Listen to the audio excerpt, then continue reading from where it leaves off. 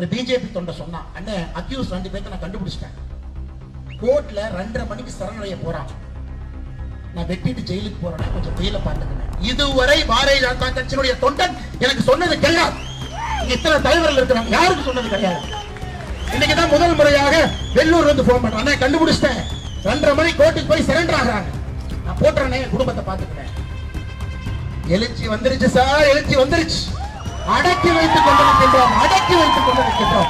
பண்ணாதீங்கன்னு சொல்லி தடுத்து என்னுடைய முகநூல்ல போட்டோ போடுறேன், காவல்துறைக்கு போடுறேன். இவன் தான் அக்யூஸ்ட் 1, இவன் தான் இதுல வேலைங்களா, இவன் தான் அக்யூஸ்ட் 2, கோர்ட்ல சரண்டர் ஆக போறான், வெள்ளூர்ல தான் போய் பிடிச்சிட்டு வாயான்னு 1 மணி நேரம் கழிச்சு பிடிச்சிட்டு வா.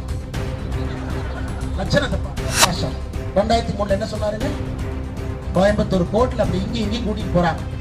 அங்க பத்திரிகை நம்பரை பார்த்து கத்துறாரு, நரேந்திர மோடி மட்டும் கோயம்புத்தூர்ல வண்ணா கொன்றுவேன். அதெல்லாம் மறந்துட்டீங்களான்னு தெரியல.